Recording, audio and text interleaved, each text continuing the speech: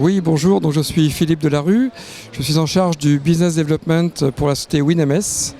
Donc WinMS, nous sommes une société qui développe un produit innovant, on est une spin-off du CEA et on développe un produit qui est capable de faire du diagnostic de câble. C'est-à-dire qu'on est capable de détecter un défaut sur un câble, de le caractériser et de le localiser.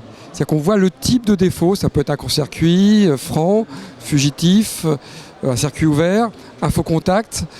Et donc ce défaut, alors la particularité qu'on a, on a un certain nombre de brevets, on utilise une technologie vraiment propre et ça permet vraiment de travailler aussi bien en mode maintenance, c'est-à-dire sur un circuit qui n'est pas en activité, bon ça c'est plus classique, mais on peut aussi travailler en monitoring, donc sur un équipement qui est en activité sans venir le perturber. Si on a bien compris, vous êtes aussi intéressé par le câblage en mer. Tout à fait.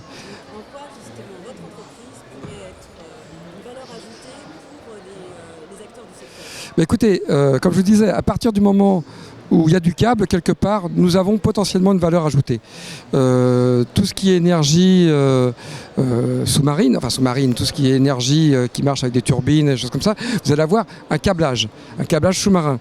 Ce câblage, il va évoluer dans le temps, il peut être abîmé par des ancres de bateau, il peut être abîmé par différents éléments naturels aussi, le vieillissement du câble. Et en fait, grâce à notre technologie, on est capable d'instrumenter, de mettre un capteur sur le câble et de surveiller le comportement du câble. Alors non, pas quelle que soit sa longueur, il y a quand même des contraintes, il y a les limites de la physique bien sûr. Selon le type de câble, on a une portée, alors j'aime pas trop dire ça, il faut vraiment que l'on fasse l'étude. Pour chaque câble, on va avoir un comportement différent, mais on peut aller à plusieurs kilomètres.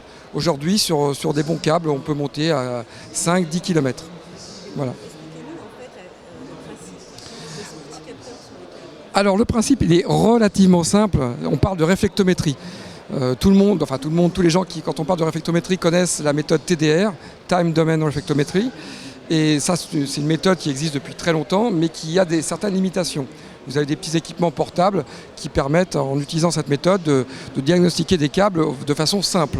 Nous, on utilise ce qu'on appelle de la MCTDR, donc Multi-Carrier Time Domain Reflectometry, ce qui permet d'envoyer une somme de sinusoïdes sur le câble et de récupérer un réflectogramme que l'on analyse.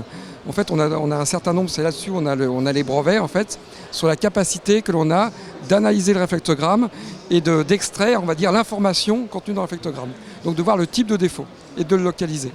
Et en fait, l'avantage de cette technologie aussi permet de travailler sur des équipements en activité et à des fréquences qui ne vont pas venir perturber vos équipements. Vous êtes venu à la COP aujourd'hui, Oui. dans un intérêt précis. Vous pouvez nous dire exactement ce que vous recherchez?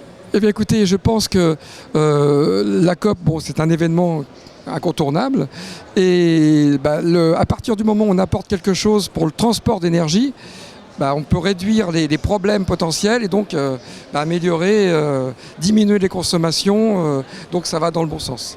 Vous êtes à la recherche de partenaires? Alors oui, on recherche aujourd'hui des clients. Nous, ce que l'on souhaite faire, ce sont aujourd'hui des projets pilotes. Parce que notre technologie, elle a l'avantage d'être très flexible. On a une plateforme que l'on doit adapter en quelque sorte en fonction de l'application de notre client.